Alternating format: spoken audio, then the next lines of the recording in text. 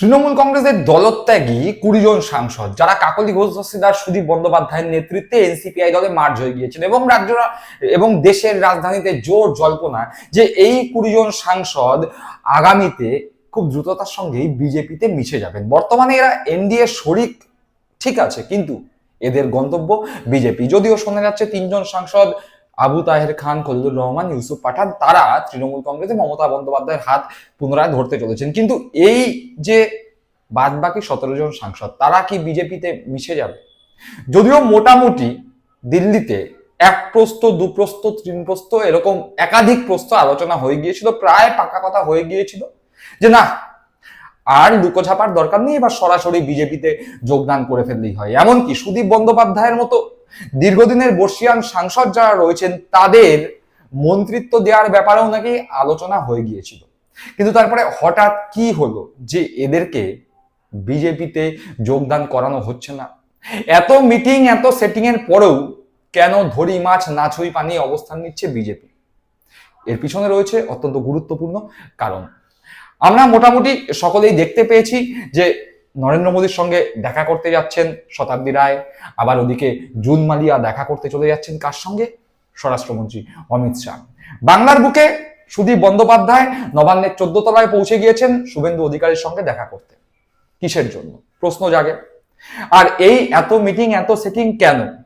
তার একটাই কারণ, এনসিপিআই তো অনেক হলো, এবার সরাসরি বিজেপিতে জায়গা দাও। তার কারণ এই মুহূর্তে না হলে লোকসভায় আমাদের কোনো পরিচিতি নেই, সে অর্থে গ্রহণযোগ্যতা পাচ্ছে না তৃণমূল ত্যাগী এই সমস্ত সাংসদরা।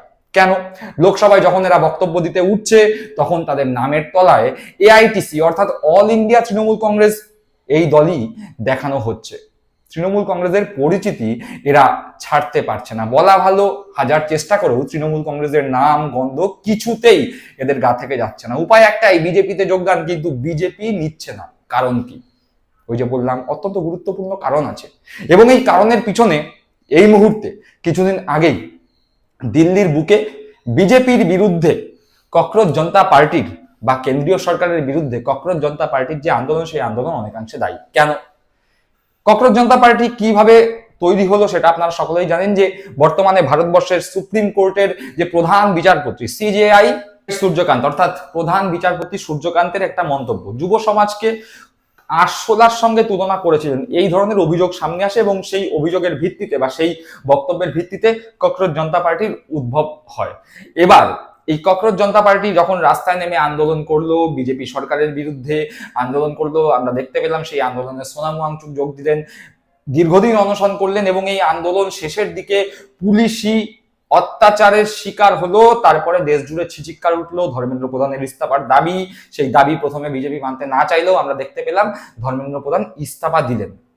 এই আন্দোলন থেমে গেল, কিন্তু এই আন্দোলনের রেশ এতটাই যা গোটা ভারতবর্ষ জুড়ে বিজেপির ভিতটাকে নড়িয়ে দিয়েছে। প্রত্যেকটি রাজ্যে, যে সমস্ত রাজ্যে বিজেপি ক্ষমতায় আছে সেখানে তো বটেই, এমনকি যেখানে বিজেপি ক্ষমতায় নেই তথা ভারতবর্ষের কেন্দ্রীয় রাজনীতিতে বিজেপির অন্যতম মাথা ব্যথার কারণ এই মুহূর্তে ককরোচ জনতা পার্টি। বাদ বাকি যে সমস্ত বিজেপি বিরোধী দলগুলো আছে তাদের প্রত্যেককে বিজেপি কাবু করে ফেলেছে। ভোট যুদ্ধে তো পরাজিত করেইছে যে কোনো উপায়ে, এছাড়া বিভিন্ন দলকে দল ভাঙানোর খেলা খেলে পর্যুদস্ত করে দিচ্ছে। পশ্চিমবঙ্গে তৃণমূল কংগ্রেসের সঙ্গে যা হচ্ছে, ওদিকে মহারাষ্ট্রেও তাই হয়েছে। পশ্চিমবঙ্গে তৃণমূল কংগ্রেস দুভাগে ভাগ হয়েছে, ঋতব্রতপন্থী তৃণমূল কংগ্রেস, আর এদিকে এনসিপিআই দলে মার্জ হয়েছে 20 জন সাংসদ। ওদিকে উদ্ধব ঠাকরের শিবসেনাকে আরো একবার ভেঙে 6 জন সাংসদ একনাথ শিন্ডের শিবসেনায় যোগদান করেছে। কিন্তু এই 20 জন সাংসদকে কেন মোদী, শাহ, জেপি নাড্ডারা বিজেপিতে সরাসরি যোগদান করাচ্ছে না? ককরোচ জনতা পার্টির আন্দোলনের সঙ্গে কি সম্পর্ক আছে। ককরোচ জনতা পার্টির ওই যে বললাম যে সিজেআই সূর্যকান্তের একটা মন্তব্য, সেই মন্তব্যের ভিত্তিতেই ককরোচ জনতা পার্টির উদ্ভব এবং তারপরে তারা আন্দোলনে নামলো এবং সেই আন্দোলনের ব্যাপ্তি এতটাই যে গোটা দেশ তো বটেই, বিদেশেও এই আন্দোলনের কথা ছড়িয়ে গিয়েছে। ককরোচ জনতা পার্টি কেন তৈরি হয়েছে সূর্যকান্তকে এখন সবাই জেনে গেছে। রাজনীতি সচেতন মানুষরা তো বটেই, যারা রাজনীতির রও বোঝে না, জানে না, তারাও এখন সিজেআই সূর্যকান্তের সেই মন্তব্য এবং ককরোচ জনতা পার্টি আন্দোলন সম্পর্কে আলোচনা করছে। আর তারপরেই বিভিন্ন জায়গায় সিজেআই সূর্যকান্ত নিজের মিটিং বাতিল করছেন, ক্যান্সেল করছেন। মুম্বাইতে টাটা গোষ্ঠীর একটি অনুষ্ঠানে তার বক্তব্য দেওয়ার কথা ছিল, সেই প্রোগ্রামও তিনি ক্যান্সেল করেছেন। দিল্লিতেও এরকম একটি প্রোগ্রাম ক্যান্সেল করেছেন।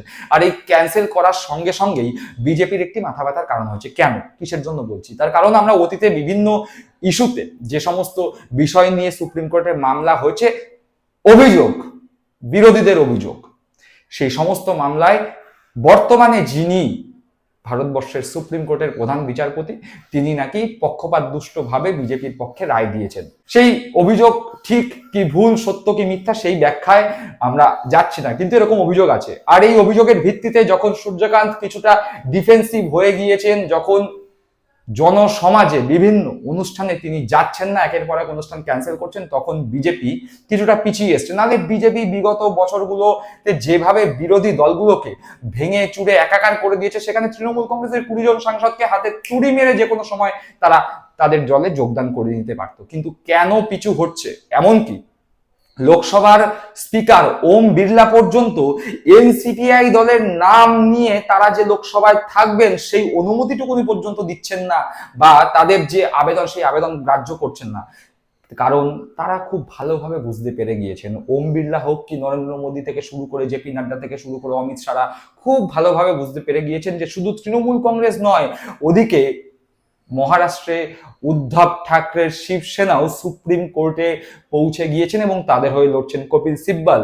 এবং দলত্যাগ বিরোধী আইন, এই দলত্যাগ বিরোধী আইন নিয়ে যখন গোটা দেশ জুড়ে জল্পনা, তখন তৃণমূল কংগ্রেসের এই 20 জন দলত্যাগী সাংসদ সহ উদ্ধব ঠাকরের যে 6 জন দলত্যাগী সাংসদ, তারা যে একনাথ শিন্ডের দলে যোগদান করেছে, বা তৃণমূল কংগ্রেসের 20 জন সাংসদ যারা বিজেপিতে যোগদান করতে প্রচন্ড ইচ্ছুক, তাদের যদি দল ভাঙিয়ে বিজেপি এবং একনাথ শিন্ডের শিবসেনায় যোগদান করানো হয়, সেক্ষেত্রে দলত্যাগ বিরোধী আইনের সম্মুখীন হয়ে এদের প্রত্যেকটির সাংসদ পদ খারিজ হবে। সেক্ষেত্রে বিজেপি কিছু করতে পারবে না। আর সুপ্রিম কোর্টও এই মুহূর্তে ককরোচ জনতা পার্টির যে আন্দোলন, সেই আন্দোলনের ফলে বেশ কিছুটা চাপে। ফলতই বিজেপি কনফিডেন্ট নয় যে সুপ্রিম কোর্টে যে মামলা হচ্ছে সেই মামলায় তারা জয় লাভ করবে, বরং তারা এখন এই ভয়ে ভীত যে যদি পরাজয় ঘটে সুপ্রিম কোর্টের মামলায়, বিরোধীরা জেতে, সেক্ষেত্রে এই 20 জন সাংসদ, ওদিকে একনাথ শিন্ডের কাছে যে উদ্ধব ঠাকরের 6 জন সাংসদ গেছে, তাদের প্রত্যেকের সাংসদ পদ দলত্যাগ বিরোধী আইনের সম্মুখীন হয়ে খারিজ হতে পারে।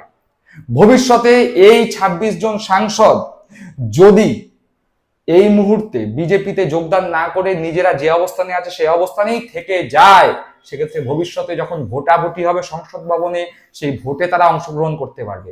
যদি তাদের সাংসদ পদ বিজেপিতে যোগদান করা বা একনাথ শিন্ডের শিবসেনায় যোগদান করার মাধ্যমে দলত্যাগ বিরোধী আইনের প্যাচে পড়ে খারিজ হয়, সেক্ষেত্রে তারা ভোটাভুটিতেও অংশ নিতে পারবেন না, যা আগামী দিনের সংসদ ভবনের ভোটাভুটির ক্ষেত্রে বিজেপির কাছে অত্যন্ত গুরুত্বপূর্ণ একটি বিষয়। তাই এই মুহূর্তে নরেন্দ্র মোদী হোক বা অমিত শাহ, জেপি নাড্ডা হোক বা ওম বিড়লা, কেউই তৃণমূল ত্যাগী 20 জন সাংসদকে সরাসরি বিজেপিতে যোগদান করানোর বিষয়ে খুব একটা ইচ্ছা প্রকাশ করছেন না। মনে ইচ্ছা থাকলেও বাস্তবের রূপায়ণ যে অত্যন্ত কঠিন, তা তারা ঠাড়ে ঠাড়ে বুঝতে পারছে। কি মনে করছেন আপনারা অবশ্যই কমেন্ট বক্সে কমেন্ট করে জানাবেন। সকলে ভালো থাকবেন।